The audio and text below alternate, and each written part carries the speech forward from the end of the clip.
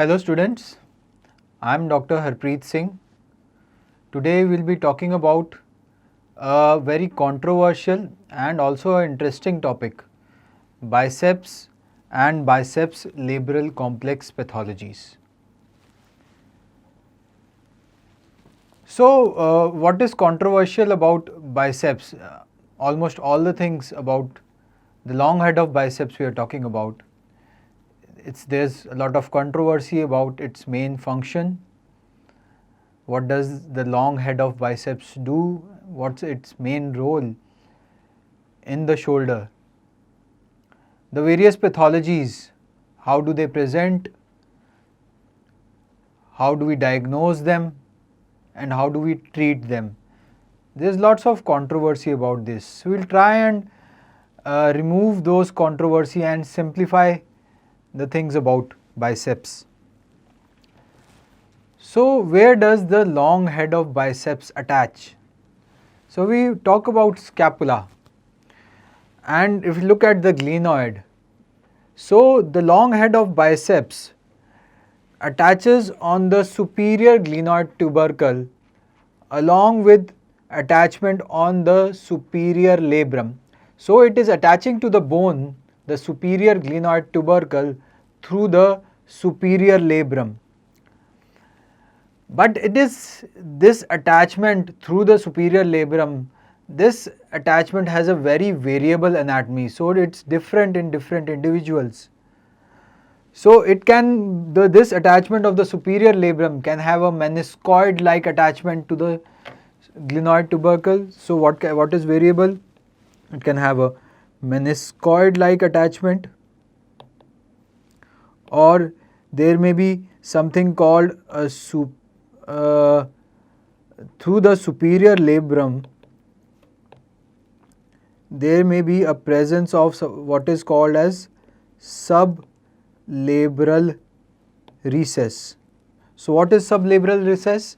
So the attachment of the biceps and the superior labrum onto the bone, onto the supraglenoid tubercle is not very firm, and there is a gap, a smooth gap which is known as a sublabral recess. Usually it's a small gap, maybe 1 to 2 mm.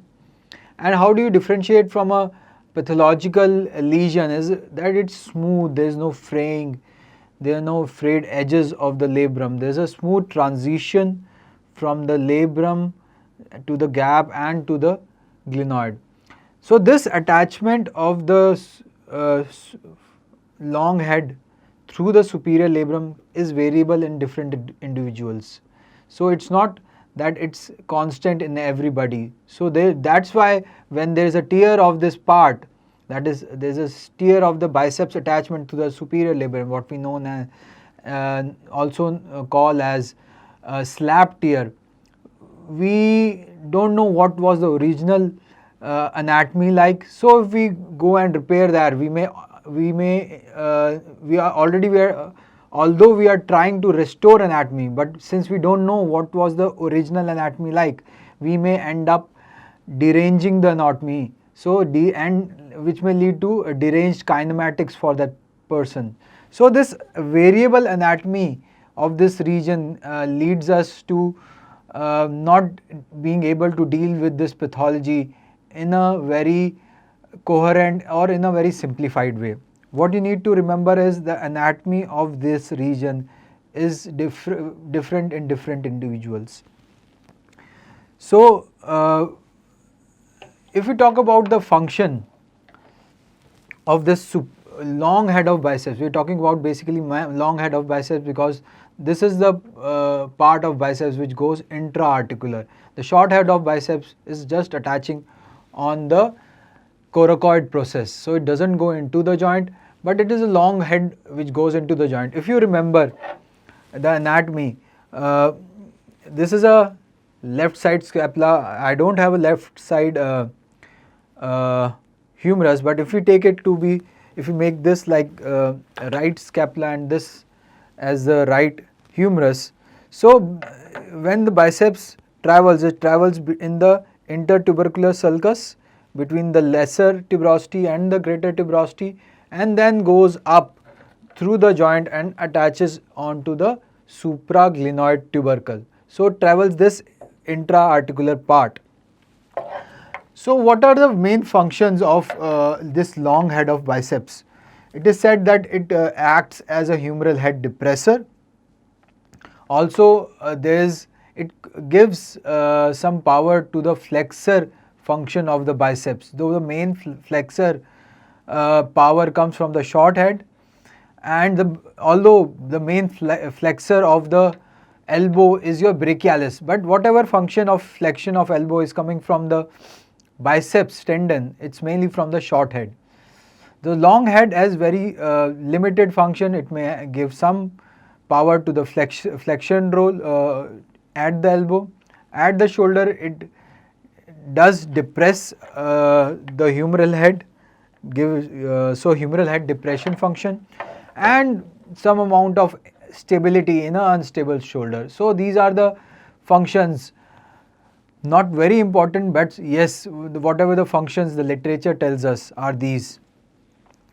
So what are the pathologies which can occur in the long head of biceps?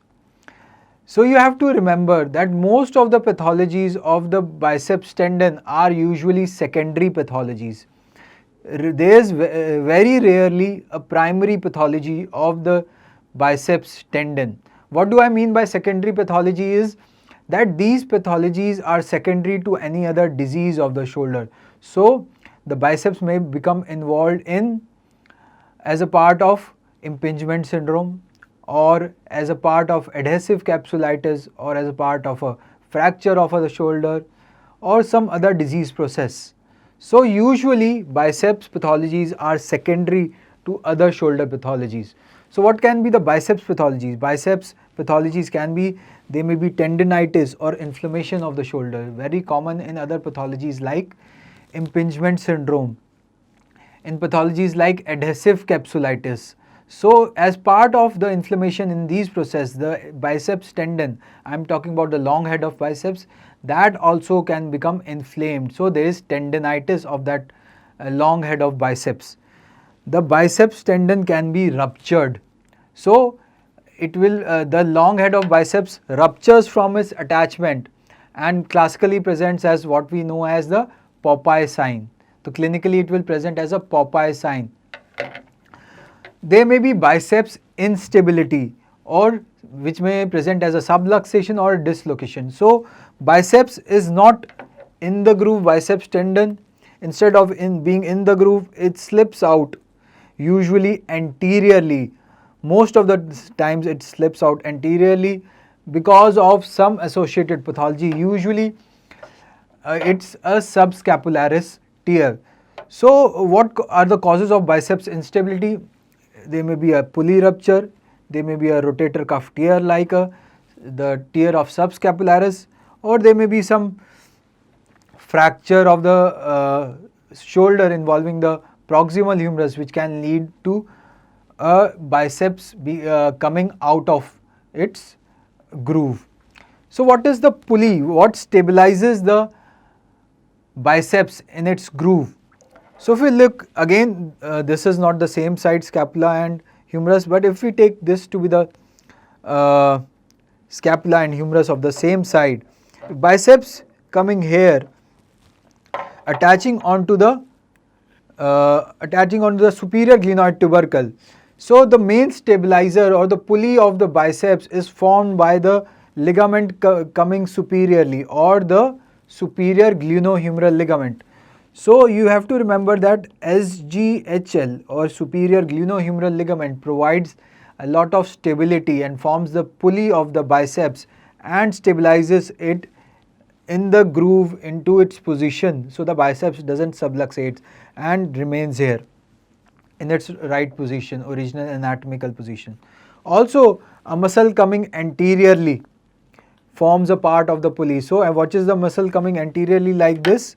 It is your subscapularis. So subscapularis along with the SGHL are the two main stabilizers of the biceps tendon and form a part of the pulley of the biceps tendon. So if when we look at the intra-articular portion